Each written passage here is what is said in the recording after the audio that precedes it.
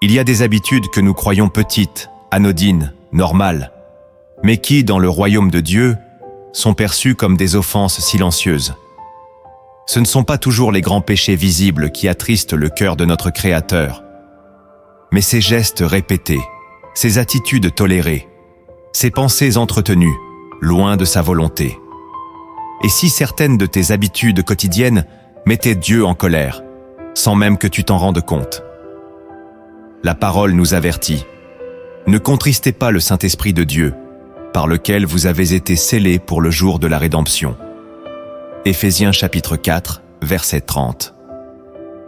Dans cette vidéo, tu vas découvrir 10 habitudes spirituellement dangereuses et comment les déraciner avant qu'il ne soit trop tard. Si tu ressens déjà que ce message est pour toi, abonne-toi, aime cette vidéo et reste jusqu'à la fin. Et écris en commentaire. Je choisis de marcher dans ce qui plaît à Dieu, même si cela me coûte. Depuis les temps anciens, Dieu a exprimé sa colère non seulement contre les grands actes d'injustice, mais aussi contre les cœurs qui s'endurcissent, les attitudes qui se banalisent, les habitudes qui contaminent l'âme lentement. Israël en a fait l'expérience. Ce n'est pas uniquement l'idolâtrie visible qui les a éloignés, mais aussi la tiédeur, l'hypocrisie, l'oubli de la justice et de la miséricorde. Jésus lui-même s'est enflammé de sainte colère en voyant les marchands dans le temple, mais aussi en dénonçant les pharisiens pour leurs habitudes cachées. Aujourd'hui encore, plusieurs croyants vivent avec des comportements qui offensent Dieu, non pas par ignorance totale, mais par tolérance intérieure. Pourtant, la Bible est claire. Celui qui cache ses transgressions ne prospérera point, mais celui qui les avoue et les délaisse obtiendra miséricorde. Proverbe chapitre 28, verset 13. Ce message est un appel à revenir à la pureté que Dieu attend de ses enfants. Il y a dans notre quotidien des gestes, des paroles ou des attitudes que nous avons normalisées, mais que Dieu ne tolère pas. Ces habitudes, même cachées, produisent une distance spirituelle. Aujourd'hui, le Saint-Esprit veut les exposer pour te délivrer. Écoute chaque parole, car ta transformation commence ici. La première habitude qui met Dieu en colère, c'est d'écouter sa voix et de ne pas obéir. Il ne s'agit pas ici de ne pas entendre, mais d'entendre et de résister. De savoir ce que Dieu demande, mais de retarder. D'analyser, de justifier, de reporter. Comme Saül qui avait reçu l'ordre précis de Dieu à travers Samuel, mais qui a choisi de garder ce qui lui semblait bon, en désobéissant partiellement. Ce genre d'attitude, Dieu l'appelle rébellion. Et la rébellion, dit l'Écriture, est aussi coupable que la divination. 1 Samuel chapitre 15, verset 23. Le Seigneur ne cherche pas des croyants capables d'écouter des prédications, mais des fils et des filles qui obéissent à sa voix sans négocier. Quand tu entends dans ton cœur l'invitation à pardonner, à abandonner une relation toxique, à jeûner, à confesser un péché, et que tu repousses cette voix, ce n'est pas une erreur, c'est un refus. Et ce refus attriste l'esprit. Parce qu'à chaque appel ignoré, ton cœur devient un peu plus dur. Et à chaque acte différé, tu entres dans une désensibilisation spirituelle. L'obéissance différée est souvent le berceau de la désobéissance justifiée. Tu dis peut-être, je vais obéir, mais pas encore. Pourtant, Dieu ne parle jamais sans urgence. Il sait ce que ta vie spirituelle perd à chaque instant d'hésitation. C'est pourquoi il dit, « Aujourd'hui, si vous entendez sa voix, n'endurcissez pas vos cœurs. » Hébreux chapitre 3, verset 15. L'habitude de résister intérieurement à la direction du Saint-Esprit, même silencieusement, est une offense grave, car elle dit à Dieu, « Je t'ai entendu, mais je choisis ma voie. » Cette attitude blesse son cœur de père, car elle le rejette comme guide et seigneur. Ce n'est pas la chute qui le met en colère, c'est l'endurcissement progressif face à ses appels. Reviens à une obéissance immédiate, simple, radicale. Ne fais plus de compromis, car Dieu ne cherche pas ceux qui entendent, mais ceux qui lui obéissent, même dans le secret. La deuxième habitude qui met Dieu en colère, c'est de mépriser les petites choses spirituelles. Tu pries, mais sans attendre Dieu.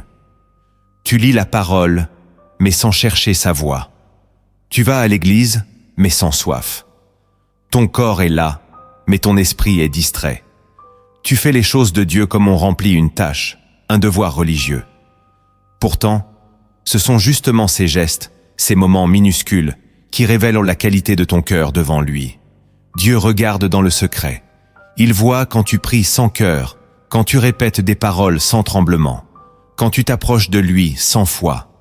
Jésus a dit « Ce peuple m'honore des lèvres, mais son cœur est éloigné de moi. » Matthieu chapitre 15 verset 8. Et ce décalage, ce vide entre tes gestes et ton cœur, c'est ce qui éveille sa colère. Pas parce qu'il est exigeant, mais parce qu'il est saint.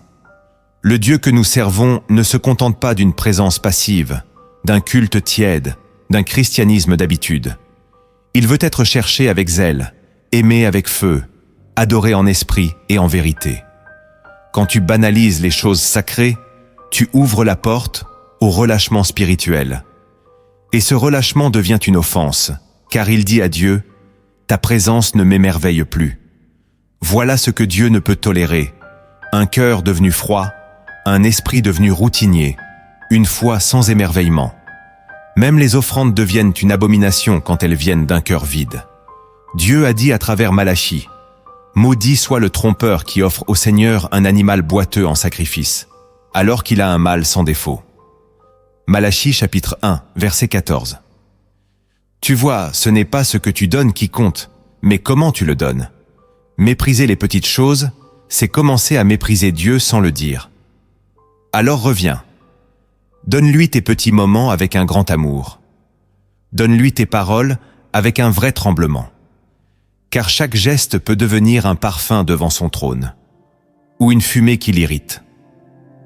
La troisième habitude qui met Dieu en colère, c'est d'entretenir secrètement l'amertume. Tu peux sourire, servir, prier même. Mais si ton cœur reste rempli de rancune, d'accusations non dites, de blessures non guéries, alors Dieu voit un cœur fermé à sa miséricorde. Il ne s'agit pas ici de ressentir une douleur. Dieu comprend la souffrance. Il s'agit de l'entretenir, de la nourrir, de la justifier. Jésus a été clair. Si vous ne pardonnez pas aux hommes, votre Père ne vous pardonnera pas non plus. Matthieu chapitre 6, verset 15. C'est une loi spirituelle irrévocable. Le pardon n'est pas une option pour les enfants de Dieu. C'est une exigence. L'amertume, elle, est un poison lent. Elle te rend aveugle à la bonté de Dieu, sourd à sa voix et insensible à sa présence. Elle transforme ton adoration en rituel sans puissance. Elle contamine ta foi, elle bloque ta croissance. Dieu voit quand tu gardes un nom dans ton cœur comme une écharde non arrachée. Et ce silence-là, ce refus de libérer, devient une rébellion voilée. Pourquoi? Parce que Dieu t'a tout pardonné. Il a vu tes fautes, il les a effacées, il a couvert ton péché de son sang. Et toi, tu choisis de ne pas faire grâce à ton frère, à ta sœur, à celui qui t'a blessé. Dieu se met en colère, non pas parce que tu es faible, mais parce que tu refuses de puiser dans sa force pour pardonner. L'amertume rend stérile. Elle t'isole. Elle fait de toi un croyant rigide, toujours blessé, toujours méfiant, toujours sur la défensive. Et Dieu ne peut pas utiliser un cœur amer. Il veut te restaurer, mais il ne forcera jamais l'accès d'une porte fermée. Tant que tu gardes cette rancune, le ciel te reste fermé. Mais aujourd'hui, si tu ouvres ton cœur, si tu dis « Seigneur, je ne veux plus vivre dans cette cage invisible », alors la colère de Dieu se transforme en compassion et son esprit descend pour guérir ce que tu n'arrivais pas à relâcher. Pardonne, même en larmes, même en tremblant. Pardonne, et tu verras la paix que tu cherches tant. La quatrième habitude qui met Dieu en colère, c'est de rechercher les bénédictions. Plus que la présence de Dieu. C'est subtil, mais destructeur. Tu peux prier longtemps, jeûner sérieusement, servir fidèlement. Mais si ton cœur ne désire que ce que Dieu peut donner, et non ce qu'il est, alors ton adoration est déjà corrompue. L'homme charnel veut les portes ouvertes, les miracles, les réponses rapides. Le véritable disciple, lui, dit comme David, « Je cherche ta face, ô Éternel ». Psaume 27, verset 8. Dieu se met en colère quand ses enfants veulent sa main, mais pas son cœur. Quand tu pries uniquement pour sortir d'un problème, mais que tu l'oublies dès que ça va mieux. Quand tu jeûnes seulement pour obtenir un mari, un travail, une guérison, mais que tu ne t'agenouilles jamais juste pour le contempler. Le ciel ne répond pas à ceux qui manipulent la foi pour leur confort. C'est pourquoi beaucoup ne reçoivent rien. Car Dieu ne veut pas être utilisé, il veut être aimé. L'Esprit Saint se retire doucement quand il sent que nos intentions sont devenues égocentrées. Et cette distance, c'est déjà le début de l'endurcissement. Souviens-toi du fils prodigue. Ce n'est pas la famine qui l'a détruit, c'est son désir de recevoir l'héritage sans rester dans la maison du Père. Aujourd'hui, beaucoup de croyants font la même chose spirituellement. Ils réclament les promesses, mais fuient de l'intimité. Ils veulent des prophéties, mais pas la repentance. Ils veulent des percées, mais pas la sanctification. Dieu est jaloux. Il ne partage pas son trône avec tes ambitions. Il ne bénira pas une relation où tu refuses sa seigneurie. Il ne multipliera pas ce qui t'éloigne de lui. Si tu sens que ta foi est devenue transactionnelle, reviens à l'essentiel. Cherche d'abord le royaume. Aime-le pour qui il est, pas pour ce qu'il donne. Car quand Dieu voit un cœur qui le désire sincèrement, sa colère se dissipe et sa gloire descend. Tu n'as pas besoin de courir après les bénédictions. Cherche sa face et tout te sera donné en plus. La 5e habitude qui met Dieu en colère, c'est d'ouvrir sa bouche pour critiquer, murmurer ou détruire par des paroles ce que Dieu est en train de bâtir. Le poison de la langue est l'une des armes les plus sous-estimées du royaume des ténèbres. La Bible dit « La langue aussi est un feu, c'est le monde de l'iniquité ». Jacques chapitre 3, verset 6. Beaucoup prient pour la paix, mais sèment la division par ce qu'ils disent. Ils demandent l'unité, mais critiquent leurs frères, leurs pasteurs, leur Église. Dieu ne supporte pas les semeurs de discorde parmi les frères. Ce n'est pas une faute légère, c'est une abomination. Proverbes chapitre 6, versets 16 à 19. Le murmure, même déguisé en conseil, même justifié par une blessure, est une semence de rébellion. Israël a passé 40 années dans le désert à cause de cette habitude. Il murmurait contre Moïse, mais en réalité, il murmurait contre Dieu. Et Dieu a dit « J'ai entendu les plaintes des enfants d'Israël ». Exode chapitre 16, verset 12. Il entend chaque mot, chaque pensée formulée en secret. Et quand ce que tu dis ne construit pas mais détruit, tu te mets en opposition avec le plan divin. Même si tu crois avoir raison, si tes mots blessent l'unité, tu blesses le cœur de Dieu. Il vaut mieux se taire que de salir. Il vaut mieux bénir que d'accuser. Même si tu as été blessé par l'Église, tu n'as pas reçu l'autorité de frapper l'épouse de Christ avec ta langue. C'est à lui seul qu'elle appartient. Dieu veut une génération qui parle avec sainteté, qui répare avec sa bouche, qui relève avec ses paroles, qui défend les absents, qui restaure les cœurs. Ta bouche est un autel. Qui déposes-tu chaque jour? Une offrande d'amour ou une flamme de colère? C'est peut-être dans tes mots que commence ta délivrance. Et si c'est là que se cachait ta vraie repentance? Si ce message t'interpelle, écris simplement en commentaire « Seigneur, purifie ma bouche et apprends-moi à bénir, même quand je souffre. » La 6e habitude qui met Dieu en colère, c'est de faire semblant. Vivre une vie double. Porter un masque devant les hommes et croire que Dieu ne voit pas ce qui se passe dans les recoins de ton âme. C'est une hypocrisie silencieuse, une théâtralisation de la foi. Tu lèves les mains à l'église, mais tu nourris le péché en cachette. Tu dis « Amen » à la vérité, mais tu protèges ton mensonge dès que les lumières s'éteignent. Tu connais les bons mots, tu répètes les bons versets, mais tu refuses de laisser Dieu entrer là où c'est sale. Et cette dissimulation, cette comédie intérieure, provoque sa colère, parce qu'elle insulte sa sainteté, parce qu'elle déforme le visage de son évangile. Jésus a confronté les pharisiens avec une sévérité brûlante. Il ne leur reprochait pas leur doctrine, mais leur duplicité. Vous ressemblez à des sépulcres blanchis, qui paraissent beaux au dehors, et qui au dedans sont pleins d'ossements de mort. Matthieu chapitre 23, verset 27. Voilà ce que Dieu ne supporte pas, que tu prétendes être près de lui alors que tu l'as écarté du vrai centre. Car ce n'est pas ta performance extérieure qui touche son cœur, c'est ta vérité intérieure. Tu peux tromper ton entourage, même ton pasteur, mais jamais l'Esprit de Dieu. Et tant que tu continues à vivre dans cette dissonance, sa présence s'éloigne, et son regard se détourne. Ce n'est pas une question de perfection, c'est une question de sincérité. Dieu préfère une faiblesse confessée qu'une force simulée. Il préfère une chute honnêtement ramenée à ses pieds, qu'un triomphe inventé pour sauver ton image. Le Père cherche ceux qui l'adorent, en esprit et en vérité. Si tu as l'habitude de cacher, de jouer un rôle, de sourire en public tout en mourant en silence, il est temps d'arracher le masque. Viens tel que tu es, même brisé, même honteux. Car c'est là que commence la vraie délivrance. Là où tu n'as plus rien à cacher, plus rien à prouver, plus rien à manipuler. Dieu ne te demande pas d'être irréprochable. Il te demande d'être vrai. La 7e habitude qui met Dieu en colère, c'est de s'habituer à la présence du péché. Non plus comme un ennemi, mais comme un colocataire. Tu ne luttes plus, tu tolères.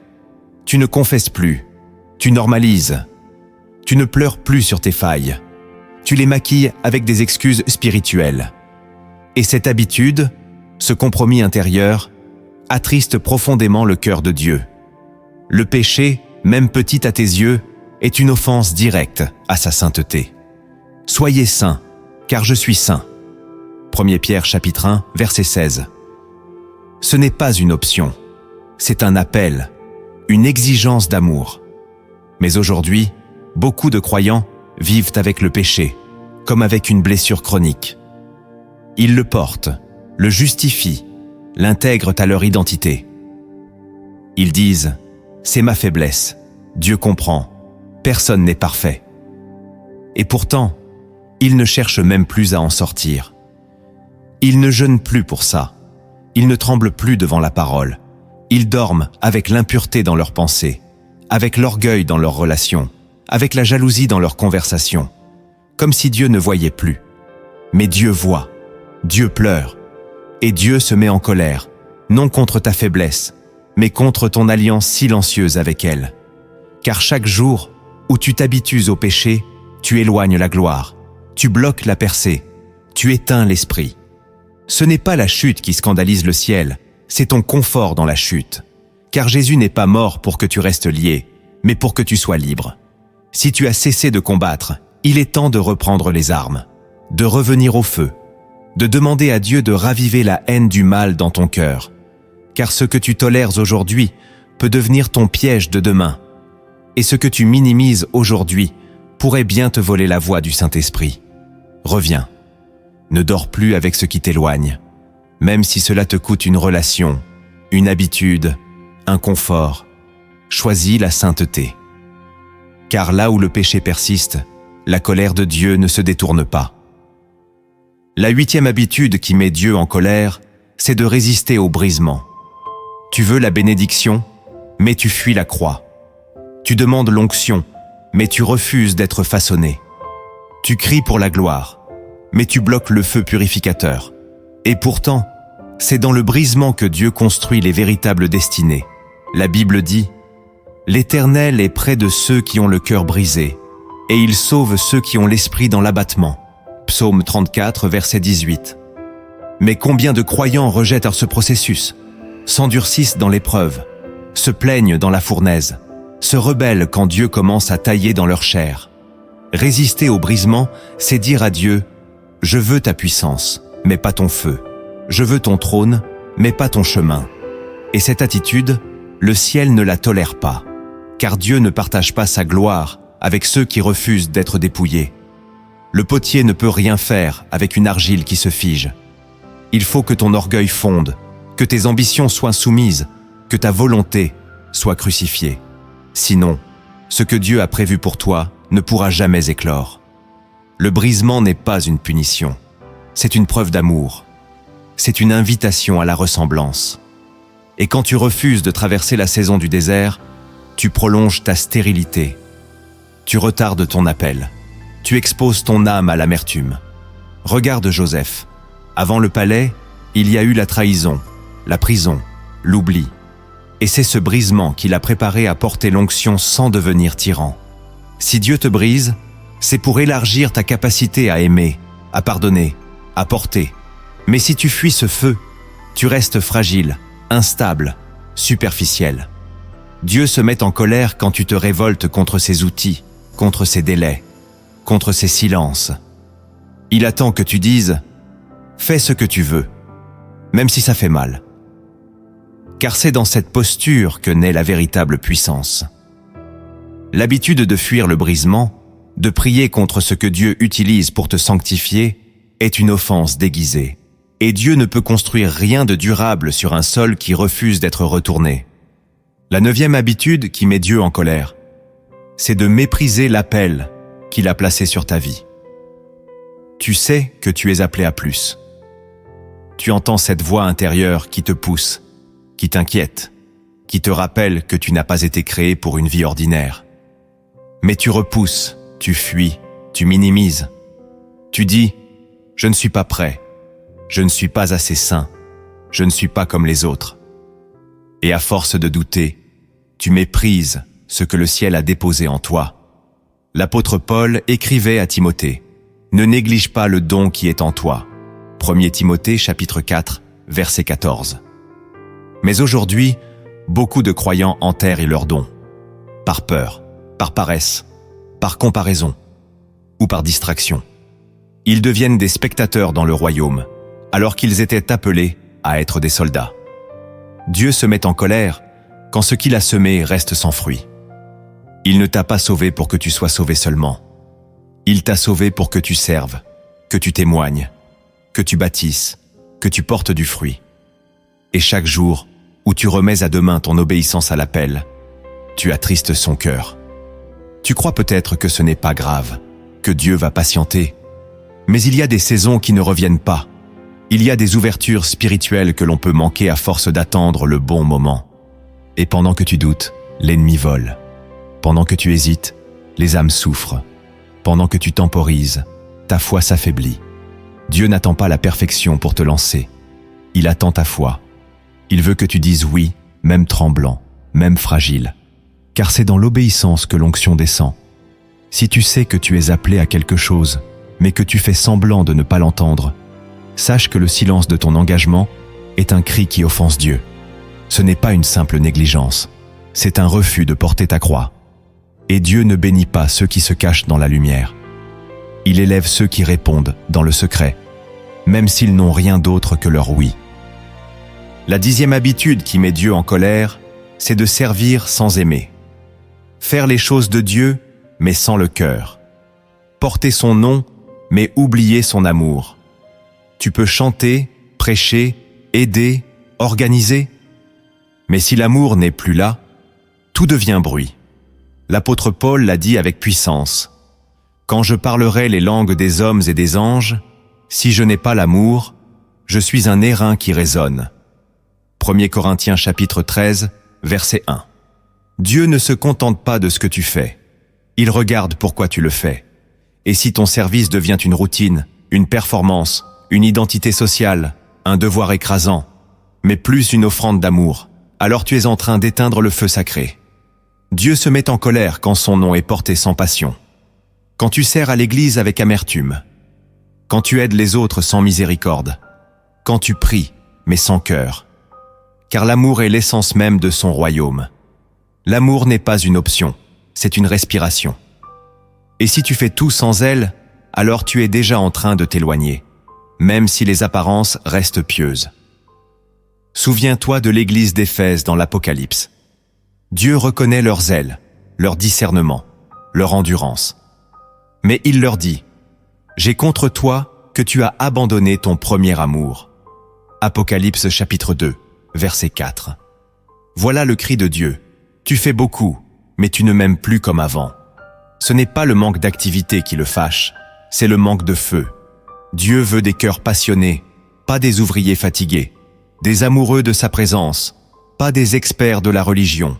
Si tu sens que tu fais les choses mécaniquement, que ton service est devenu lourd, que tu continues, mais que ton feu s'est éteint, alors arrête-toi. Reviens à la source, dis-lui, rallume l'amour. Car sans amour, ton service devient une offense. Sans amour, ton don devient inutile. Et sans amour, même le plus beau des sacrifices ne touche pas le ciel. Dieu veut que tu serves, oui. Mais il veut surtout que tu l'aimes. De tout ton cœur, de toute ton âme, de toute ta pensée. Là est la vraie offrande. Tu as entendu les habitudes qui offensent Dieu, mais maintenant, le Saint-Esprit t'emmène plus loin, car derrière chaque colère divine se cache une vérité oubliée, un avertissement sacré, un trésor d'intimité délaissé. Ouvre ton cœur, car ces révélations ne sont pas seulement des avertissements, ce sont des clés. Et si tu les comprends, elles peuvent transformer toute ta vie spirituelle. La première vérité cachée que tu dois comprendre, c'est que la colère de Dieu n'est jamais arbitraire. Elle est toujours liée à l'amour bafoué. Beaucoup imaginent Dieu comme un juge distant, prompt à punir, exigeant, dur. Mais en vérité, sa colère naît quand son amour est rejeté. Dieu n'est pas un tyran. Il est un père qui aime si profondément qu'il ne peut rester silencieux devant la destruction volontaire de ses enfants. La colère divine n'est pas la perte de patience, c'est le cri d'un cœur brisé. Et ce cri traverse toute l'Écriture. Quand Dieu s'enflamme contre Israël, c'est toujours parce qu'ils l'ont abandonné après avoir goûté à sa présence. Quand Jésus renverse les tables du temple, ce n'est pas pour défendre une loi, c'est parce que la maison de son Père a été profanée.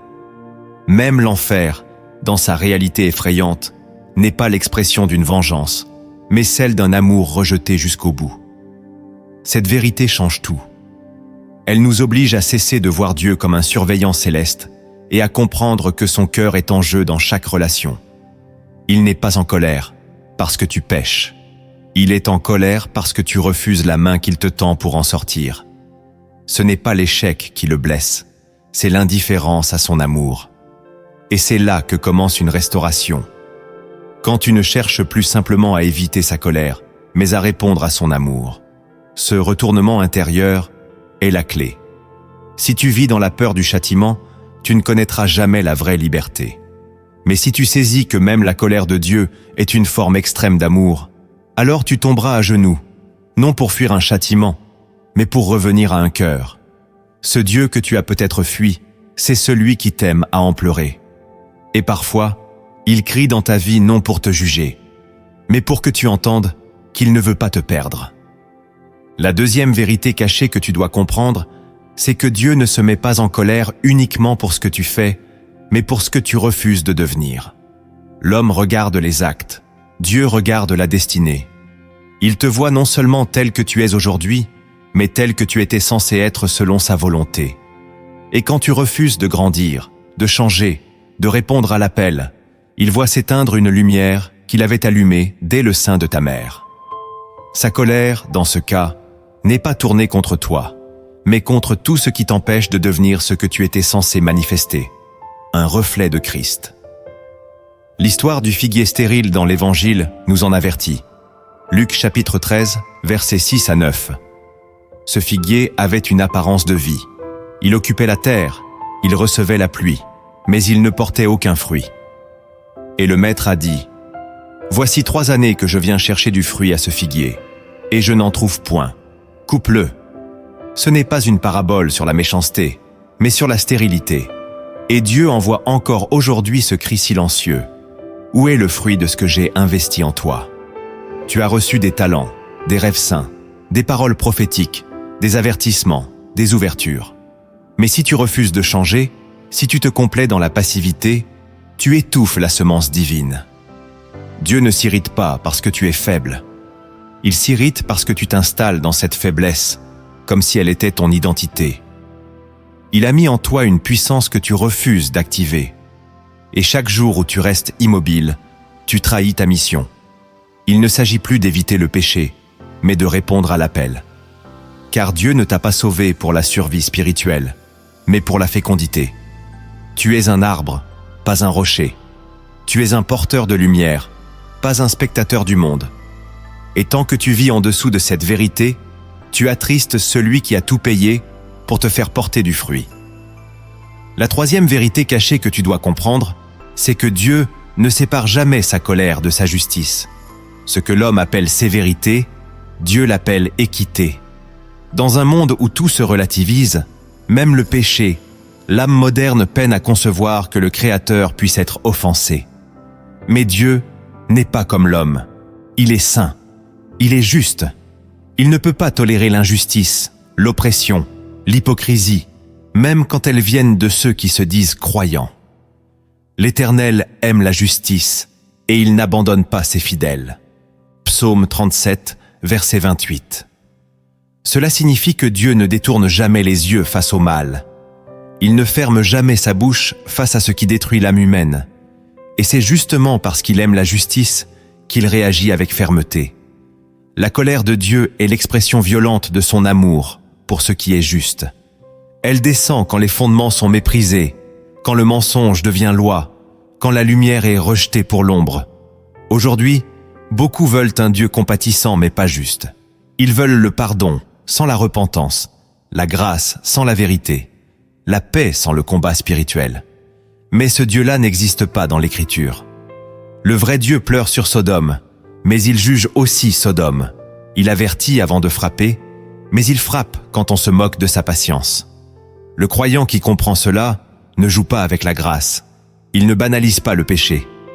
Il marche dans la crainte sainte, pas dans la terreur, mais dans la conscience permanente que le Dieu qu'il adore est feu dévorant.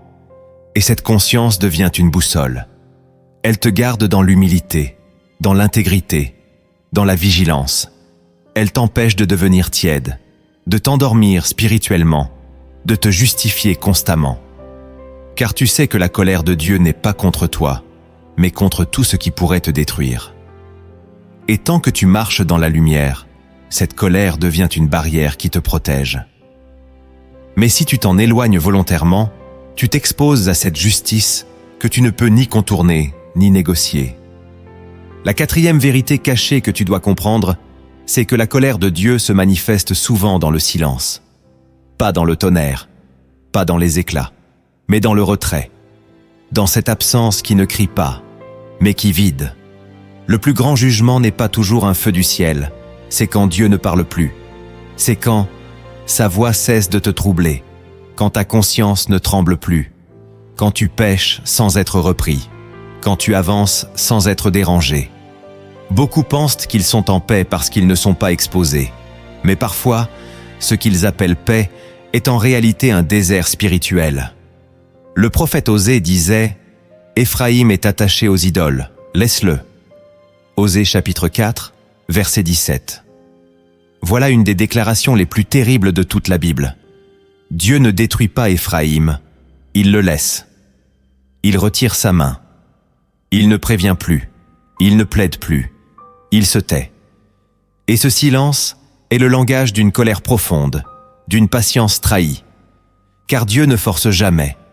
Si tu insistes à t'éloigner, il ne t'enchaînera pas à sa présence. Mais ce retrait change tout. Il laisse la porte ouverte à l'ennemi. Il expose ton âme à l'errance. Et pire encore, tu t'habitues à vivre sans la présence de Dieu. Tu continues à prier, à aller à l'église, à parler de foi, mais le ciel est fermé. Et tu ne le sens même plus. Voilà pourquoi cette vérité est redoutable. Le silence de Dieu n'est pas toujours un test. Parfois, c'est un verdict. Quand tu joues trop longtemps avec sa grâce, tu finis par perdre le frisson sacré. Et là, le danger n'est plus le péché visible, c'est la mort intérieure. Si tu te rends compte aujourd'hui que tu n'as pas entendu Dieu depuis longtemps, que ton cœur est sec, que tu avances sans feu ni lumière, alors crie, pleure, reviens. Demande pardon non seulement pour ce que tu as fait, mais pour ne plus avoir entendu. Car le silence de Dieu n'est pas une absence, c'est une réponse. Et parfois, la plus terrible de toutes. La cinquième vérité cachée que tu dois comprendre, c'est que ce n'est pas parce que Dieu tarde à réagir qu'il a oublié. Son silence n'est pas un oubli, sa patience n'est pas une faiblesse, et son retard apparent n'est jamais un abandon. L'Écriture dit « Le Seigneur ne tarde pas dans l'accomplissement de la promesse, comme quelques-uns le croient, mais il use de patience, ne voulant pas qu'aucun périsse, mais que tous arrivent à la repentance. 2 Pierre chapitre 3, verset 9. Ce verset révèle un mystère redoutable. Plus Dieu retarde sa colère, plus il espère ton retour. Plus il diffère sa main, plus son cœur espère un changement. Mais ce délai n'est pas éternel. Et c'est là l'erreur de beaucoup. Ils prennent la lenteur du jugement pour une approbation tacite. Ils vivent dans le compromis. Et comme rien ne s'effondre immédiatement, ils se disent que Dieu comprend. Que Dieu a peut-être changé d'avis. Qu'il est plus indulgent aujourd'hui qu'hier. Mais c'est une illusion dangereuse. Car le jour du rappel vient toujours.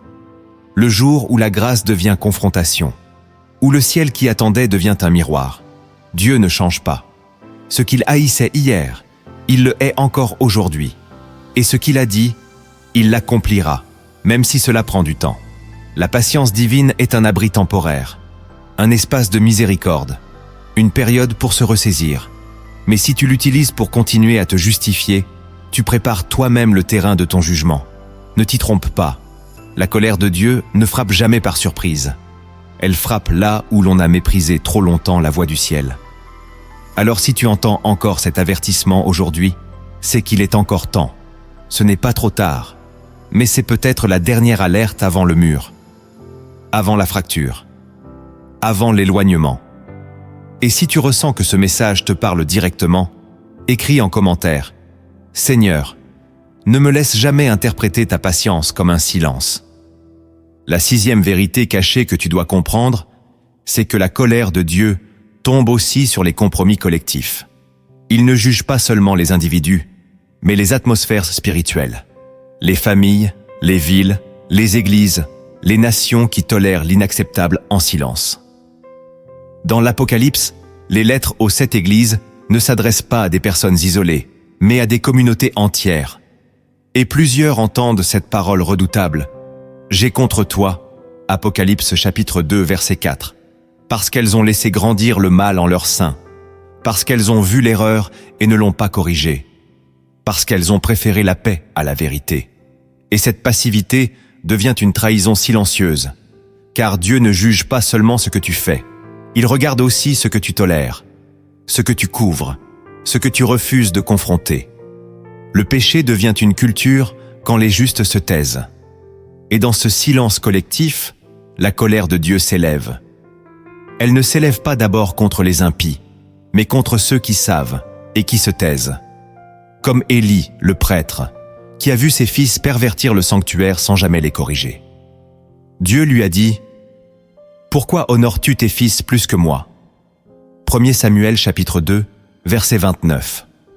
Tu vois, il n'a pas péché ouvertement, mais il a laissé faire. Et cela a suffi pour que la sentence tombe. Aujourd'hui, Dieu cherche des sentinelles, des voix qui n'ont pas peur de dénoncer l'abandon, même au sein du peuple de Dieu. Des croyants qui choisissent la vérité même quand elle coûte les applaudissements. Alors, si ce message résonne dans ton cœur, ne le garde pas pour toi. Quelqu'un dans ton entourage a peut-être besoin de l'entendre avant qu'il ne soit trop tard. Prends ce moment pour partager cette vidéo à un frère, une sœur, un ami. Ce n'est pas une simple publication, c'est un avertissement du ciel. Et celui qui sauve une âme de la chute cache une multitude de fautes. Sois cette voix que Dieu peut encore utiliser dans cette génération endormie. La 7e vérité cachée que tu dois comprendre, c'est que la colère de Dieu peut devenir un outil de relèvement. Oui, elle effraie. Oui, elle juge. Mais elle peut aussi restaurer lorsqu'elle est accueillie avec un cœur brisé. Car Dieu ne frappe jamais sans but. Sa colère n'est pas un éclat incontrôlé. C'est un feu sacré, purificateur, qui consume tout ce qui détruit la relation. Le prophète Jonas en a fait l'expérience. Il a fui l'appel. Il a désobéi. Et Dieu l'a poursuivi, non avec des coups, mais avec une tempête, puis avec un grand poisson. Ce jugement n'était pas une condamnation, c'était une miséricorde violente. Car c'est dans le ventre de ce poisson que Jonas a crié à Dieu. C'est dans l'obscurité de la colère divine qu'il a retrouvé la lumière de l'obéissance. Et c'est là le mystère. Parfois, c'est la colère de Dieu qui te sauve, qui t'arrête, qui te casse pour mieux te redresser. Heureux l'homme que Dieu châtie. Ne méprise pas la correction du Tout-Puissant. Job chapitre 5, verset 17. Si tu comprends cela, tu ne fuiras plus le feu. Tu tomberas à genoux quand il s'allume. Tu diras, « Seigneur, si tu dois me corriger pour que je sois à nouveau près de toi, alors corrige-moi. » La colère de Dieu devient une porte, pas un mur, pour ceux qui savent plier les genoux. C'est un instrument de rédemption, pas d'abandon. Mais encore faut-il que ton cœur ne se referme pas. Car le même feu qui purifie l'or consume le bois. Tout dépend de ta réponse. Si tu te justifies, tu t'endurcis. Si tu te repens, tu renais. Et c'est là que tout change. Quand tu ne vois plus la colère de Dieu comme une punition, mais comme un appel à revenir au centre. Elle devient alors un témoignage d'amour radical. Un amour qui ose briser pour ne pas perdre. Un amour qui préfère ta douleur passagère à ta ruine éternelle. Et si tu acceptes ce feu aujourd'hui, c'est là que commence ta guérison. La 8e vérité cachée que tu dois comprendre, c'est que ce que Dieu juge chez toi, ce n'est pas seulement le péché visible, mais la source invisible. Beaucoup se focalisent sur les actes, le mensonge, l'impureté, la colère, l'orgueil. Mais Dieu regarde plus profondément. Il ne pèse pas uniquement ce que tu fais, mais pourquoi tu le fais. Il sonde les racines, pas seulement les fruits. C'est ce que Jésus voulait dire lorsqu'il a dit « Car c'est du cœur que viennent les mauvaises pensées, les meurtres, les adultères. » Matthieu, chapitre 15, verset 19. Le cœur est la fabrique invisible de toutes les offenses. Et c'est ce lieu-là que Dieu juge avec la plus grande sévérité. Parce qu'il sait que tant que la racine n'est pas arrachée, le fruit réapparaîtra. Tu peux corriger ton comportement sans jamais changer de cœur. Tu peux arrêter un péché tout en continuant à le désirer. Tu peux maîtriser ton langage tout en gardant la haine à l'intérieur. Et ce double jeu, Dieu ne l'accepte pas. Car il est le Dieu qui voit dans le secret. Sa colère n'est pas seulement contre ce que les autres voient. Elle s'élève quand ton âme devient un théâtre de compromis silencieux. Quand tu fais semblant d'aller mieux, mais que tu refuses la vraie repentance. Quand tu masques l'amertume sous des sourires. Quand tu cites des versets pour éviter de confesser ton péché. Dieu veut guérir, mais il ne traite jamais avec la façade. Il va à la racine. Et parfois, ce qu'il arrache fait mal. Il va jusqu'à l'origine du mal. Il remonte à ton orgueil, à ton refus d'être brisé, à tes blessures non livrées. Voilà pourquoi certains croyants vivent des épreuves profondes. Dieu veut déterrer ce qui a été enfoui depuis trop longtemps. Et tant que tu refuses de laisser Dieu sonder les profondeurs, tu t'exposes à une colère douce, mais persistante. Ce n'est pas une colère qui frappe. C'est une colère qui bloque, qui empêche la croissance, qui retarde les percées, qui garde le ciel fermé. Mais si tu dis aujourd'hui, « Seigneur, ne juge pas seulement mes gestes, mais purifie ma source », alors sa colère s'éloigne et son feu devient guérison. La 9e vérité cachée que tu dois comprendre, c'est que la colère de Dieu peut aussi se manifester, en te laissant réussir sans lui. Ce n'est pas toujours l'échec qui est le signe du jugement. Parfois, c'est le succès sans onction, l'abondance sans présence, l'élévation sans fondation. Le psaume 73 en parle avec profondeur.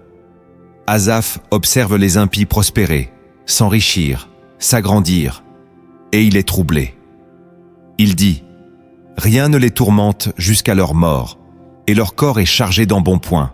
Ils se moquent et parlent méchamment d'opprimés. » Psaume 73, versets 4 et 8. Et pourtant, Dieu ne les arrête pas. Il les laisse avancer, jusqu'au jour où ils chutent sans retour.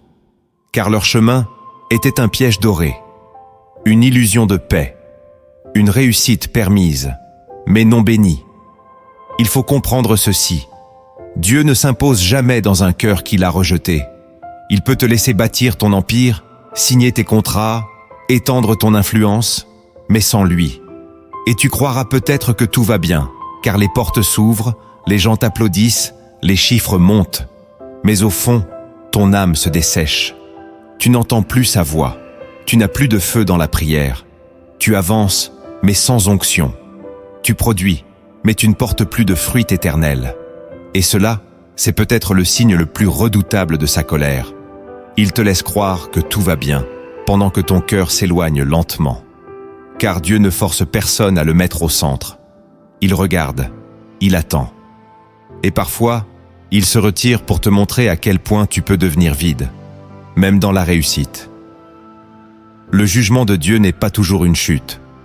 C'est parfois un silence au sommet, un vide dans la bénédiction, un goût amer dans la victoire. Alors ne mesure pas ta communion avec Dieu à ton succès visible. Ne confonds pas l'autorisation avec la faveur.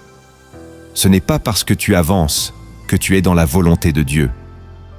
Le seul critère, c'est sa présence. Et si tu sens que tu t'es éloigné tout en réussissant, reviens. Car une vie sans sa présence, même pleine de trophées, reste une vie jugée. La 10e vérité cachée que tu dois comprendre, c'est que la colère de Dieu s'allume quand tu refuses de te souvenir. Oui, oublier les bienfaits, les délivrances, les miracles, les appels passés, c'est une offense spirituelle profonde. Tout au long de l'Écriture, Dieu demande une chose essentielle à son peuple. Souviens-toi. Souviens-toi de ce que je t'ai fait traverser. Souviens-toi de la mer Rouge, de la manne, du désert, de la voix qui t'a visité dans la nuit. Car l'oubli, dans le royaume de Dieu, n'est pas une faiblesse mentale, c'est une infidélité spirituelle. Quand tu oublies ce que Dieu a fait pour toi, tu deviens vulnérable à la rébellion. Tu commences à douter de sa fidélité. Tu ouvres la porte à l'ingratitude, à la plainte, au découragement. Et cette attitude brise son cœur. Ils ne cessèrent de pécher contre lui et ne se souvinrent pas de sa main puissante, du jour où il les délivra de l'oppresseur. Psaume 78, verset 42. Ce verset est un miroir pour notre génération. Dieu te demande, où est passée ta mémoire spirituelle? Tu as pleuré dans la vallée, et je t'en ai sorti. Tu as crié dans la maladie, et je t'ai guéri. Tu as été trahi, abandonné, et je t'ai restauré. Et maintenant, tu marches comme si rien de tout cela ne s'était produit. L'ingratitude est une forme cachée de rébellion. Car elle dit, j'ai oublié qui m'a porté, et l'oubli devient une porte ouverte à la froideur. Tu ne pries plus avec la même intensité. Tu n'adores plus avec le même feu. Tu avances, mais sans mémoire. Et Dieu s'en attriste. Il s'irrite, pas parce qu'il a besoin de reconnaissance, mais parce que ton oubli t'expose à répéter les mêmes erreurs. C'est pourquoi il te dit aujourd'hui, souviens-toi. Rappelle-toi les lieux de rencontre. Rappelle-toi les larmes, les délivrances, les promesses. Car ton avenir est caché dans ta mémoire. Et si tu oublies d'où tu viens, tu risques de mépriser où il veut t'emmener. La colère de Dieu n'est pas seulement contre les rebelles, mais aussi contre les oublieux. Ne laisse pas ton cœur se refroidir dans l'amnésie spirituelle. Reviens à l'émerveillement. Reviens à la reconnaissance. Reviens à la mémoire. Tu as entendu. Tu as été repris. Tu as pleuré peut-être. Mais maintenant, il est temps de passer de l'écoute à l'action. Car la révélation sans transformation devient condamnation. Ce que Dieu attend de toi, ce n'est pas un simple frisson. C'est un changement. Prépare ton cœur. Voici les actes concrets qui ouvriront à nouveau les cieux sur ta vie. Le premier acte que tu dois poser pour revenir dans la faveur de Dieu, c'est de demander à l'Esprit Saint de te faire haïr le péché. Pas seulement le regretter, pas seulement le confesser, mais le haïr. Car ce que tu ne détestes pas, tu y reviendras toujours. Beaucoup demandent à Dieu de leur pardonner, mais continuent à aimer ce qui l'attriste. Ils pleurent à l'autel, puis retournent au même piège, parce que leur cœur n'a pas été renouvelé dans ses affections. Tu ne pourras jamais rompre avec le mal tant que tu ne ressens pas dans ton âme ce dégoût sacré pour ce qui te sépare de Dieu. Demande-lui cette haine sainte. Crie, Seigneur, Rends-moi allergique au compromis. Car là commence la vraie délivrance. Quand tu pleures, non pas parce que tu as échoué, mais parce que tu as trahi sa sainteté. Quand ton cœur saigne à l'idée de l'avoir offensé, même en secret. Dieu ne délivre pas ceux qui justifient. Il délivre ceux qui gémissent en devant leur propre tiédeur. Si tu veux vivre dans la puissance de sa présence, commence par dire « Seigneur, détruis en moi l'amour du péché. » Car ce n'est que lorsque tu haïras ce qu'il est que tu commenceras à aimer ce qu'il aime. Le deuxième acte que tu dois poser pour retrouver la communion avec Dieu, c'est de rétablir l'autel secret. Beaucoup de croyants veulent des percées publiques sans discipline privée. Ils veulent des prophéties, des révélations, des manifestations. Mais leur vie intérieure est sèche. Dieu n'honore pas ceux qui brillent devant les hommes et s'éteignent dans le secret. Ce que tu construis seul avec lui, c'est cela qui portera du fruit durable. L'autel secret, c'est ce lieu où tu ne triches pas, où tu pries même quand tu ne ressens rien, où tu ouvres la parole même quand ton âme est fatiguée. C'est le lieu du vrai combat, là où ton orgueil meurt, là où ta chair est crucifiée, là où le Saint-Esprit façonne ton caractère. Dieu ne peut rien faire avec ceux qui vivent dans le bruit et n'ont pas de silence sacré. Tu veux restaurer ta marche? Commence par restaurer ton autel, même 5 minutes, mais qu'elle soit vraie, qu'elle soit brûlante, qu'elle soit remplie de crainte et de tremblement. Car Dieu répond toujours au feu, mais il ne descend que là où l'autel est prêt. Le troisième acte que tu dois poser pour marcher dans la lumière, c'est de confesser ouvertement ce qui te lie encore. Le silence entretient les chaînes. Ce que tu caches, l'ennemi l'utilise. Ce que tu confesses, Dieu le purifie. Si nous confessons nos péchés, il est fidèle et juste pour nous les pardonner. 1 Jean chapitre 1, verset 9. Ce verset n'est pas une option, c'est une clé. Tant que tu vis dans la dissimulation, le ciel reste fermé. Dieu ne peut pas bénir ce que tu refuses d'exposer à sa lumière. Tu n'as pas besoin de crier ton péché à tout le monde, mais tu dois au moins avoir un lieu sacré, où tu tombes à genoux, où tu parles à Dieu avec des mots vrais, crus, sans masque. Et parfois, tu dois aussi parler à un frère, à une sœur, à un mentor spirituel. Car il y a des délivrances qui ne viennent qu'après l'humiliation. Quand tu oses dire « Voici ce que je cache depuis trop longtemps », c'est dans cette brisure que la grâce coule. La honte disparaît là où la lumière entre. Ce n'est pas ton image que Dieu veut préserver, c'est ton âme qu'il veut sauver. Le quatrième acte que tu dois poser pour restaurer la faveur divine sur ta vie, c'est de réparer ce que tu as détruit. La repentance ne se limite pas aux larmes, elle doit produire des fruits. Si tu as blessé quelqu'un, demande pardon. Si tu as volé, rends. Si tu as menti, rétablis la vérité. Dieu honore ceux qui ne se contentent pas de regrets, mais qui réparent ce qu'ils ont souillé. « Voici, je prends sur moi de rendre le quadruple », disait Zaché, Luc chapitre 19, verset 8. Et Jésus lui a répondu, « Le salut est entré dans cette maison. » Ce n'est pas ton émotion qui touche Dieu, c'est ton obéissance.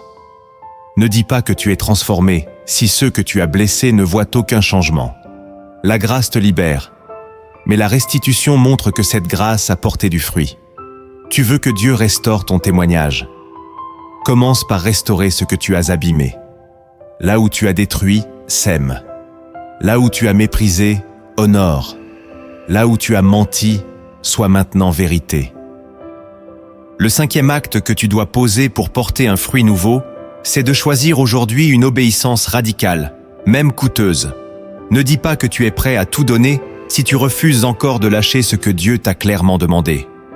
Ce peut être une relation, une habitude, une ambition, une influence. Si Dieu te le demande, c'est parce qu'il voit ce que toi tu refuses encore d'affronter. Mieux vaut obéir qu'offrir un sacrifice. 1 Samuel chapitre 15, verset 22. L'obéissance te coûtera toujours quelque chose, mais elle t'évitera des années de désert. Elle ouvrira des portes que tes prières seules n'ouvriront jamais. Dieu cherche des croyants capables de dire oui, même dans la nuit, même quand ils ne comprennent pas, même quand personne ne les applaudit. C'est là que la puissance descend. pas dans les discours, dans les renoncements réels, dans les ouïes qui saignent. Si ce message te parle, écris en commentaire. Je choisis une obéissance qui coûte, plutôt qu'un confort qui détruit. Le 6e acte que tu dois poser pour demeurer dans la faveur divine, c'est de rompre avec tout environnement qui alimente ta chute. Il y a des lieux, des liens, des cercles qui nourrissent à ton ancienne nature. Tant que tu y restes, tu t'exposes. Tu pries pour la délivrance, mais tu retournes dans ce qui t'empoisonne.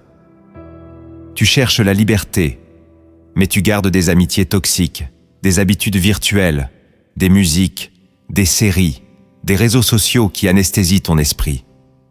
Ce n'est pas en visitant l'Égypte que tu entreras à Canaan. Tu dois couper. Même si cela fait mal, même si cela implique la solitude, Dieu te veut à part. Tu ne peux pas vivre dans la lumière avec un pied dans l'ombre. Ce que tu refuses de quitter aujourd'hui risque de devenir ta prison demain. Rompe maintenant.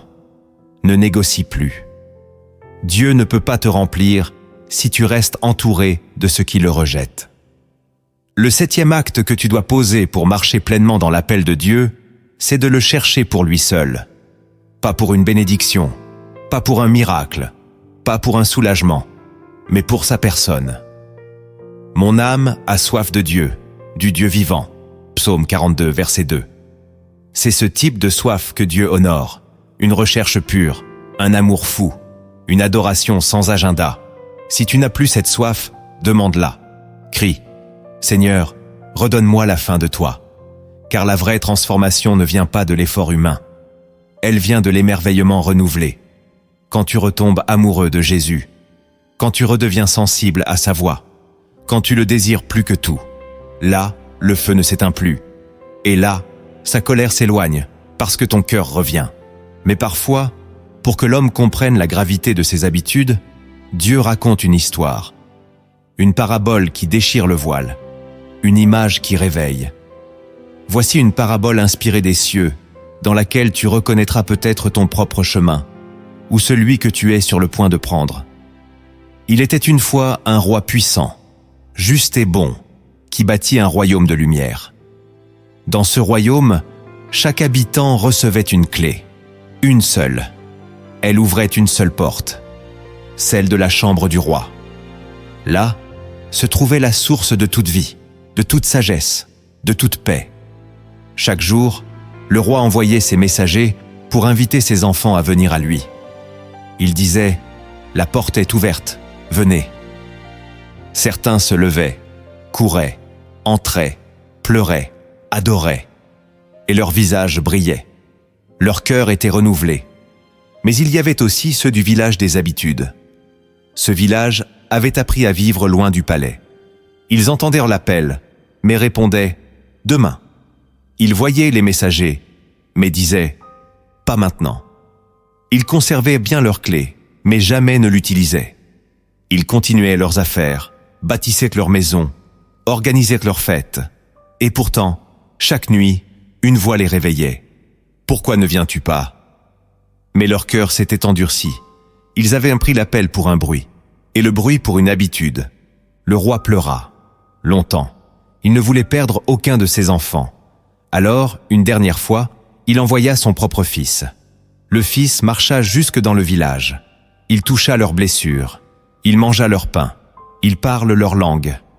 Et il leur dit « Je suis la porte. Je suis la clé. Viens maintenant. » Quelques-uns le suivirent. D'autres l'écoutèrent. Mais beaucoup se moquèrent. « Encore un prophète, disait-il. Encore un cri. » Et le fils retourna vers le roi, le cœur brisé.